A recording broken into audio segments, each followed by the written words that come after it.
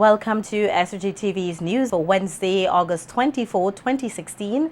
I am Rochelle Batiste with the details. Prime Minister Dr. Ralph Gonsalves has predicted that many young people will suffer educationally should the country sever ties with the Republic of China on Taiwan, the ROC. These remarks were made following Tuesday's announcement by leader of the opposition New Democratic Party, Adam Eustace, that the NDP will adopt the One China policy should they be elected to office. The announcement, which caught many persons off guard, including the government and the local Taiwanese embassy, who both expressed shock and regret over the NDP statement. PM Gonsalves told our news team that his government will have to allocate some $25 million for some 80 students who are currently studying in the ROC should SVG terminate its relationship with the ROC. You don't have relations with Taiwan. Taiwan is not an uncivilized country. They're not going to throw out our students if you break diplomatic relations. But they're going to say to you, since we no longer have diplomatic relations, we no longer have scholarships. So you have to pay for these students. They either have to pay for themselves or you pay for them. You're talking right away. Maybe $25 million.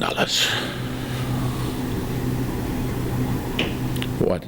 You're going to negotiate with Beijing to take all of them? Are they going to want to go to Beijing, or Beijing going to give you the $25 million to take care of them?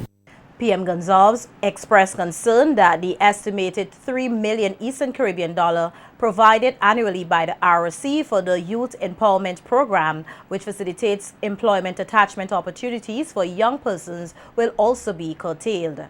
Since 2001, we have been receiving specific grants for the YES program.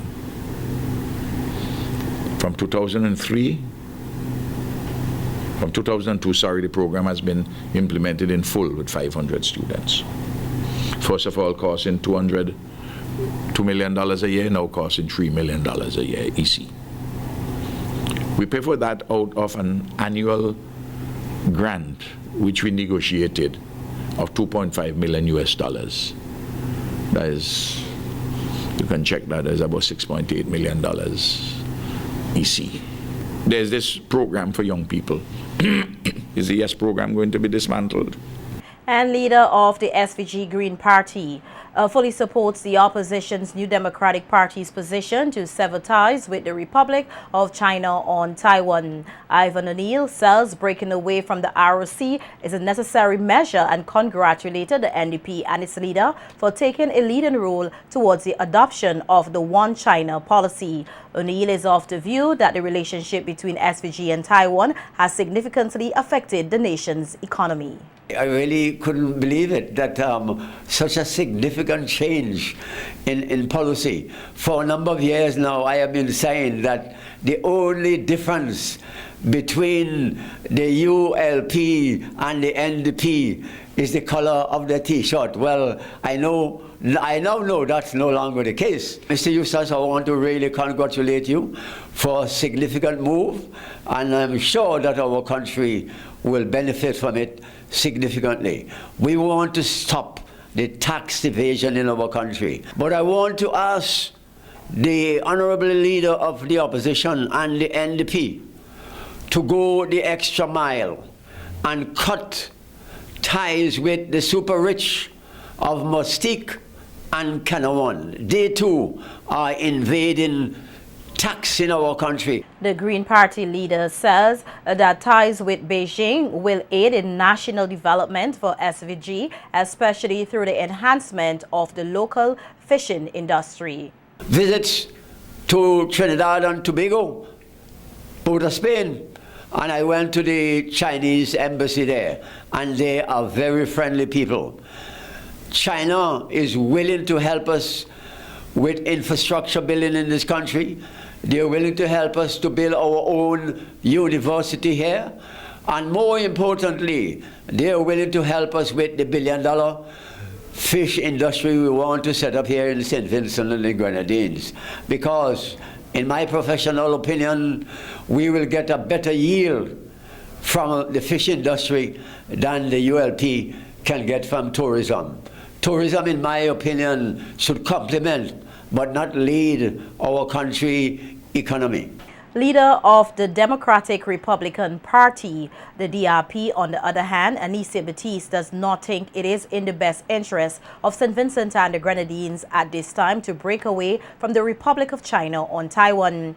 During a telephone interview earlier today with SVG-TV News, Batiste stated that following the New Democratic Party's decision on Tuesday, it raises the bar for concerns, adding that research shows that China's manufacturing quality is low, along with their standards in regards to industry development. The DRP leader maintains that she strongly believes that despite those factors, there will be a change for China when the U.S. administration changes. Research shows that there's a lot of problems with respect to the mismanagement of waste and so on in China. And when you really look at it, the quote-unquote great strides that they have made, one can perhaps say that China is made in the West, because a lot of the jobs and a lot of the development is as a result of jobs and so on that have moved from the West to China. And I believe that that is about to change when the administration in America changes. So I do not think it would be advantageous for St. Vincent and the Grenadines to follow in that path at this point. Batiste further added, however, that the DRP believes and encourages equality for every nation and individual. We continue to keep our eyes opened on international politics and results in elections to come, etc. But this is our position. And like I said, I just want to reiterate, the DRC believes in the right to self-determination of every country and peoples of the world, including the Republic of China on Taiwan. In other news, a leader of the opposition New Democratic Party, Annie Musa, said that there is no set date for the party's much-anticipated convention, which many persons are speculating will bring new leadership. The party leader told SVG-TV News recently that while there is no set date, the convention will be held in the upcoming months. He says the party's constitution has changed, noting that in the past, only the elected members of the party had the right to choose the party's leader, and that this is no longer the case, as other persons now have the right to be a part of the process. In the Constitution 2001 to allow a number of groups in the party to vote to choose the leader. So we now have about 300 people who, when we have our convention, can vote to change anybody who is nominated for leader or who is continuing as leader. Okay? So it goes, the vote, open vote, show of hands, or you write on a ballot. You know? So a much larger number of people get now involved in the choice of who runs the party. I think that's an important change, a democratic change, because if you only have 3 seats, one will be the leader, and the other 2, so the 2 want to choose the leader. Musa says besides the election of the new executive at the upcoming convention, they will also place emphasis on the relevant programs for St. Vincent and the Grenadines, as he is of the opinion that they will have some success in their legal battles. Apart from the fact that the 3-year term has passed, we'll have an election for leader and the other posts in the party. But we are also looking at what is happening on the ground and what programs we should adopt as we move to the next general elections. Because I don't believe it's going to be long before we have a next general election. Why do you say that? I'm assuming that we'll have some success in our legal battles. You know? And on that basis, that is likely to happen, that you will have elections taking place. Environment Health Officer Samantha Laban told SVG-TV News that the Ministry of Health volunteer pilot program has been successful thus far. Laban says that so far 40 volunteers have received training from her department and have covered approximately 85% of households on Bekwai. She noted that the program has yielded success because the volunteers have so far displayed a great deal of commitment, dedication and enthusiasm, and the public has responded accordingly. Well, the volunteers, they're very professional as well as enthusiastic to go out and work. They have been doing an excellent job so far. They're very good at basically what we did for the week when we did the house inspections was actually to go out and check around homes and check for mosquito breeding sites. So they were very vigilant in picking up these breeding sites. They did a very excellent job, I should say. The public as well, they were very receptive. We didn't have too many problems with persons. So on a whole, I would say it has been a very successful program so far. Yeah, and the volunteers are doing a very good job. The Environment Health Officer said that the program will go a long way in the fight against the Zika virus and other mosquito-borne diseases as it allows for the education of householders on mosquito control measures. Basically, the aim of the program is to empower householders as well. So we're not only going to mention like the drums and the screens, but we're also showing householders how is it they should be done properly, the screening. So it's a way of empowering householders to keep their environment in terms of mosquito control, so that each and everyone plays a part to help to reduce the spread of mosquito-borne diseases. Basically, like everyone knew what the volunteers what they came for, but basically we're there to help to identify mosquito breeding sites and to help to reduce these breeding sites. Laban also gave an update on the various mosquito control activities which her department has planned for Bekwai. In week, we'll be doing physical interventions, which include the meshing of drums, the screening of tanks, and sealing of defective septic tanks, which we would have started in Paget Farm today. They'll also be carrying out fogging operations on the island of Bekwai, commencing at 5 p.m. Mondays through Wednesdays. On Thursday, there'll be a community expo, which will take place at the Paget Farm at the bus stop, commencing at 5 p.m. So there'll be fish distribution as well as distribution of flyers as well as brochures and pamphlets.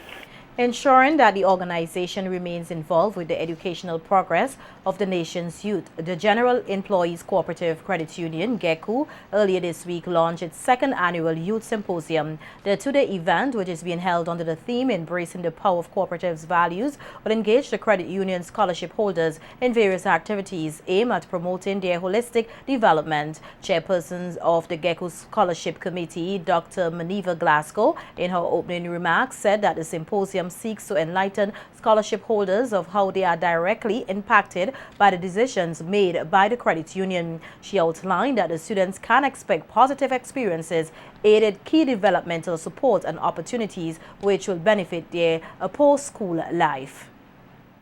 This year's program is designed to expose you to an entrepreneurial mindset and to help you to understand how the savings that others, in this case farmers, save with GECU form part of the pool that redounds to your benefits. It is imperative that you develop and forge a common bond.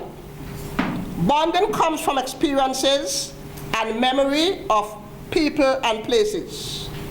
These yearly symposia should foster within you a desire to build a community, to know each other better, and to improve the quality of your relationships. Hence, the inclusion of team building as one of your topics for discussion. I encourage you, therefore, to use these 2 days wisely. Secretary of the GECU Board of Directors, Harold Lewis, said the organization is proud to be a part of such a great initiative as it provides them with the opportunity to expand their reach to the Vincentian youth. You will be covering a number of other topics that will have positive impact on your lives and the further development of our cooperative sector in St. Vincent and the Grenadines. It will also allow us to engage more closely and regularly with our existing scholarship holders, educating them about the core principles of the credit union movement in St. Vincent and the Grenadines. The board, management, and staff wish this symposium all the success, and we hope you, the participants, will be forever grateful for the knowledge that you will gain, and we hope that you will impart this knowledge to your fellow youths in your community. Noting that the symposium helps participants to engage in decision-making activities which they are not often involved with, featured speaker and former GECU scholar Chelsea Ferdinand noted that these decisions will in turn shape their lives. She further advised the students that they must foster a genuine interest in assisting others and building their communities. Our presence here today shows that you have been given an opportunity by GECU to work alongside the rest of society, creating a future that can be brighter for you and for other young persons. Today, you have been empowered. The collective approach of this credit union does not end when you have completed your education. Like the old lady, you too have to take part in this collective spirit and help to build the credit union community. You can start now by encouraging yourself to have a spirit of volunteerism, fueled by your gratitude. You too must have a genuine concern for community and helping others, which is one of the core credit union cooperative values. GECU issued their first scholarship in 1981, and here we are today, in 2016, still benefiting. How is that so? Because persons who would have benefited from scholarships came back to make a contribution. The director and staff at VinSafe recently hosted a ceremony to conclude 6 weeks of activities of their annual summer program. The theme for this year's program was Be Happy and Peaceful, which, and according to the director of VinSafe, Janice Fraser, the theme was selected in light of all the violence and turmoil taking place around the world. During these 6 weeks of activities, students had the opportunity to learn how to make others happy and become more peaceful. They were also taught the skills of drumming, dancing, singing, and paid a visit to the residents of the Louis Ponette home. I have seen growth and change of behavior. I've seen that among you. Growth and change of behavior. I've also seen friendships which are formed among you, the children. I have seen a building of self-confidence among the children, and camaraderie. I've seen that the behaviors, have improved in positive ways with the input that we have had here over the 6 weeks. We have been able to identify talents of drummers and players of instruments. We also have been able to identify dancers. Those are two very wonderful things that we have achieved over these 6 weeks. The children were also given the opportunity to showcase what they learned throughout the 6-week program. I look around, I'm looking up, I'm looking down. So much hate is in the world. Why do we sit down and not try to make it right? Instead we sit down and watch them fight. I'm a giant. I'm eagle, oh, I'm a lion, down in the jungle, I'm a marching band.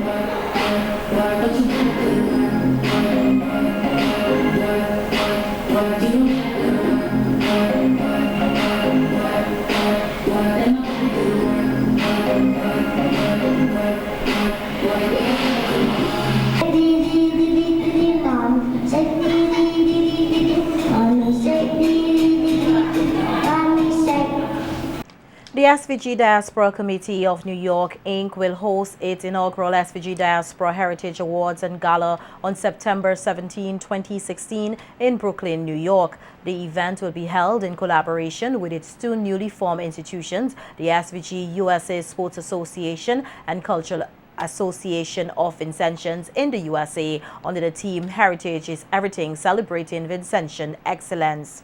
The Heritage Awards was put together to recognize Vincentians who have made sterling contributions to St. Vincent and the Grenadines or its diaspora in the USA, motivate and inspire other Vincentians, document the legacies of the Vincentian diaspora in the USA, and promote unity among Vincentians in the diaspora.